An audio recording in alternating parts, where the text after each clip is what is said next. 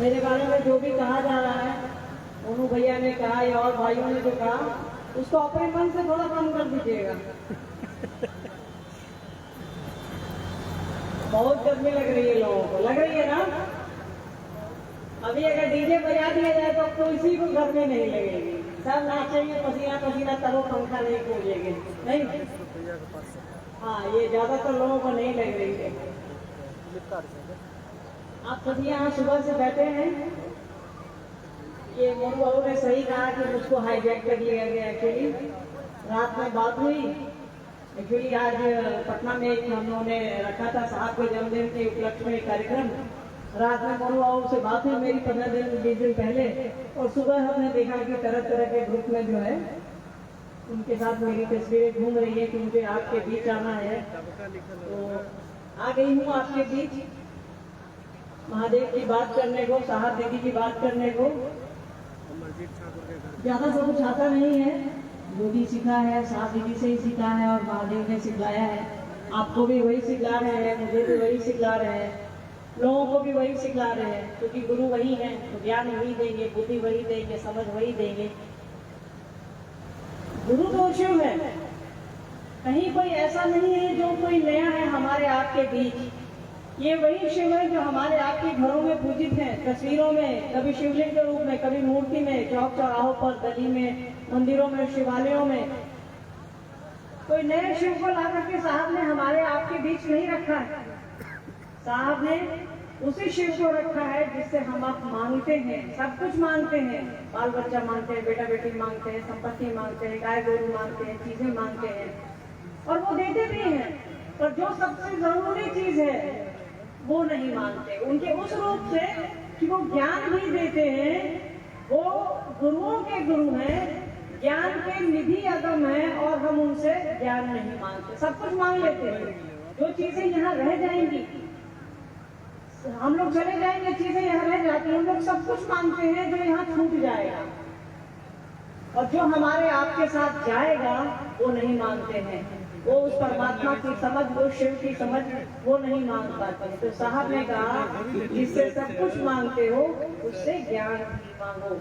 वो सब कुछ देता है और ज्ञान भी देता है। ऐसा नहीं है कि वो ज्ञान नहीं देता है और बाकी चीजें देता है, क्योंकि यही शास्त्र, हमारे धर्म ग्रंथ, हमारी आध्यात्मिक पुस्तकें, हमारे जो किताबें हैं हमारी आपकी, सब कहती हैं कि शिव जगत गुरु है, गुरुओं के गुरु है, पुराधिपति है, विश्व गुरु का, दुनिया का गुरु कहा गया है उनको। जितनी भी बड़ी बड़ी उपाधियां हैं ज्ञान की, शिक्षा की, आप उनके बारे में सोच सकते हैं। निधि अगम है, मतलब सोचिए कि ज्ञान के निधि, मतलब उनसे बड़ा ज्ञान किसी के पास नहीं है। सब कुछ को मिला दीजिएगा तो भी उनके ज्ञान के बराबर कुछ नहीं हो सकता। तो साहब ने कहा कि उनके उस रूप से हम आप क्यों अछूते हैं, हम आप उनसे ज्ञान क्यों नहीं मांगते, बुद्धि क्यों नहीं मांगते, दया क्यों नहीं मांगते। और उस गुरु का ज्ञान ही उनकी दया है, उनसे दया मांगिए या उनसे बुद्धि, समझ, प्रेम मांगिए, एक ही बात है। इसके लिए साहब ने कहा, साहब कौन है ये बताने की जरूरत नहीं है, पर साहब की अंतिम शिव चर्चा अगर आप लोगों ने सुनी होगी तो साहब का समझा होगा, सुना होगा। उसको सुनना ही नहीं है, उसको समझना है कि साहब किसको कहते हैं। तो वो खुद सुनिएगा और समझिएगा कि साहब किसको कहते हैं। तो हम लोगों के साहब ने बताया शिव को गुरु बनाइए। इनको गुरु बनाने के लिए उन्होंने 3 तरीके दिए हमको और आपको, 3 विधियां दी, 3 सूत्र दिए, जो बहुत ही आसान है। देखने में लगता है ये कठिन है, कुछ करने जैसा है, पर करने जैसा वहाँ कुछ भी नहीं है। शिव शिष्यता प्रेम की विधा है, प्रेम के लिए है, प्रेम पाने के लिए है, प्रेम से है।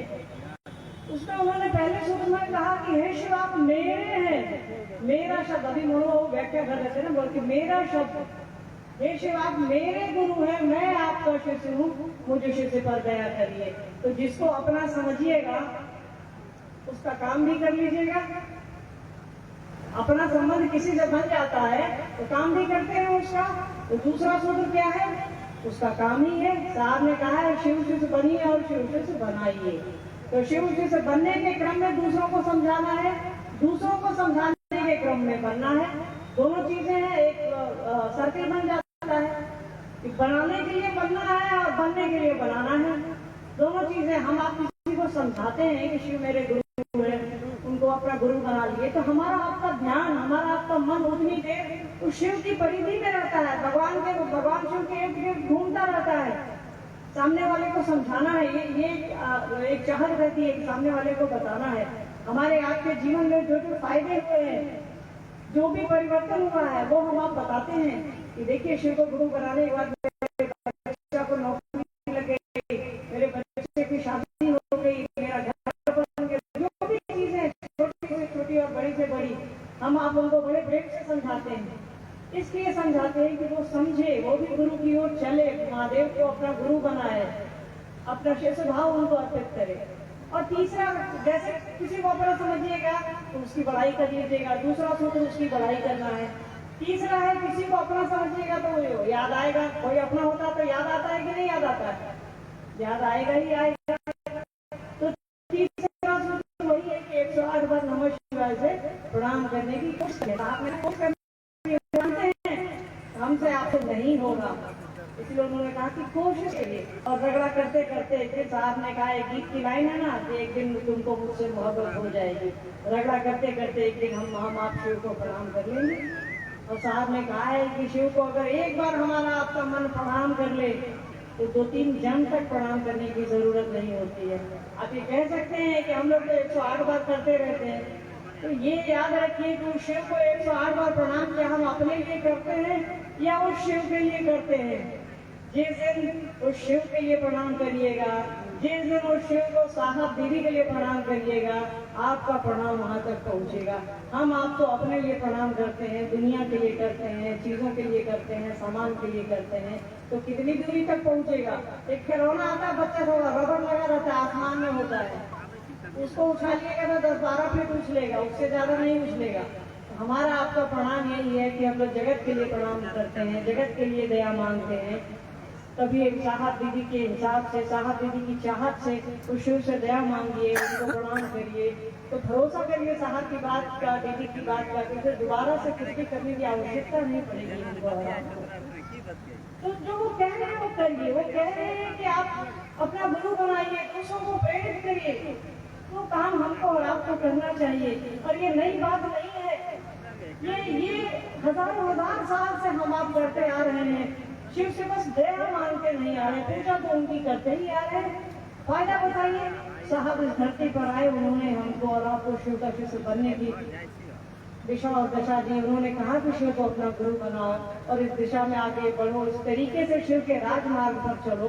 तो हमको और आपको कोशिश करनी चाहिए, हम आप साहब जैसा कह रहे हैं, दीदी माँ जैसा कह रही हैं, उस दिशा से उस शिव की ओर आगे बढ़े। आप कर रहे हैं, ये मुझे मालूम है कि मुझसे बेहतर, हम लोगों से बेहतर काम क्षेत्रों में आप लोग कर रहे हैं, थोड़ा और बेहतर करना है। आप लोगों को देख करके तो हम लोग सीखते हैं, तो साहब दीदी हमको और आपको सिखाने के लिए हैं, उनसे सीखते हुए आगे बढ़िए, उनकी बात को आगे लेकर के चलिए, दूसरों को समझाइए कि कैसे हमारे जीवन में परिवर्तन हो। कोई नई बात नहीं है, वो महादेव, वो परमात्मा कहीं ऊपर से नहीं आया है, उसने हमको और आपको बनाया है, वो सृष्टि का मालिक है, हम आप उसकी रचना है।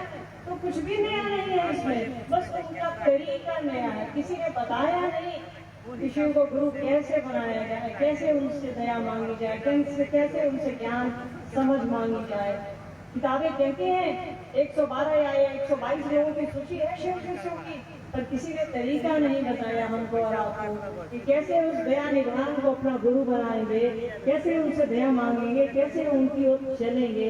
ये साहब ने कहा, ये दीदी ने बताया हमको और आपको कि कैसे महादेव की ओर हम आप चल सकते हैं, उनसे दया मांग सकते हैं, उनसे बुद्धि मांग सकते हैं।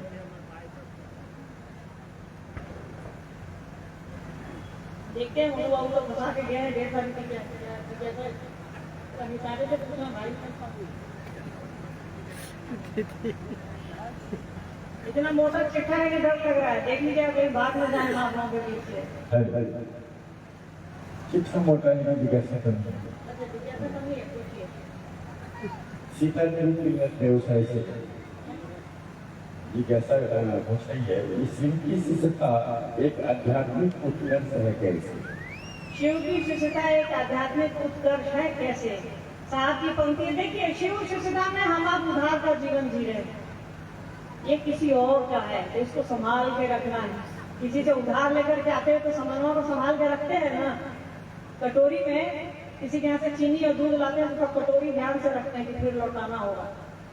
तो शिव शिष्यता में हमारा आपका कुछ भी नहीं है, सब कुछ साहब और दीदी का है। तो ये लाइन उनकी है, तो उत्कर्ष का अर्थ समझ लीजिए। देखिए साहब ने कहा है कि अध्यात्म को भारी भरकम बना दिया गया है। हमारी जो किताबें हैं, हमारे जो शब्द हैं, हमारी जो आध्यात्मिक धार्मिक किताबें हैं, वो इतने बड़े बड़े शब्दों से आते पड़े हैं यार कि उसमें हमारा परमात्मा खो सा गया है, उसमें हमारे गुरु छूट गए हैं, किताबें हावी हो गई है, वो शब्द हावी हो गए। तो साहब ने उसको आसान करने की कोशिश करी है। इसीलिए साहब ने कहा है कि अध्यात्म जो है, अगर गुरु सही हो तो हवा मिठाई है, रुई का मिठाई है, मुंह में लेते ही गल जाता है, हवा हो जाता है। उत्कर्ष का अर्थ होता है ऊपर उठना, जो सबसे ऊंचा हो, ऊंचा उठना, हमारा आपका भला होना, विकास होना, ठेठ भाषा में समझिए, भला होना। उत्कर्ष का अर्थ है ऊंचाई।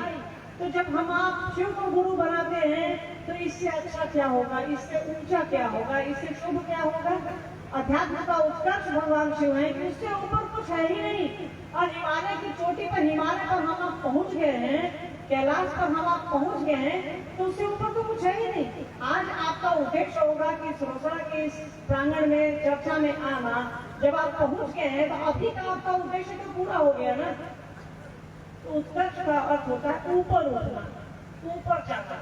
अध्यात्म ऊपर जाने की चीज है। गुरु सही हो तो आपका और हमारा मन ऊपर जाता है, शिव की ओर जाता है, परमात्मा की ओर जाता है। और परमात्मा की ओर गुरु ही भेजेंगे, कोई और नहीं भेजेगा हमको और आपको। दामनगर खगड़िया से रुहन सुधा पूछ रही है कि लवली दीदी से जिज्ञासा है, अनमिल आखर आपके द्वारा रचित है, इस रचना का उद्देश्य क्या है? देखिए इसमें हमारी जो रचना है, हमारे भाई हैं, कजन है पंकज जी, उन्होंने भी रचा है, हम लोगों ने मिल करके। इसका उद्देश्य बस यही था कि साहब के जीवन को, दीदी माँ के जीवन को लोगों के सामने रखा जाए। इस किताब का नाम ही है अनमिल आखर।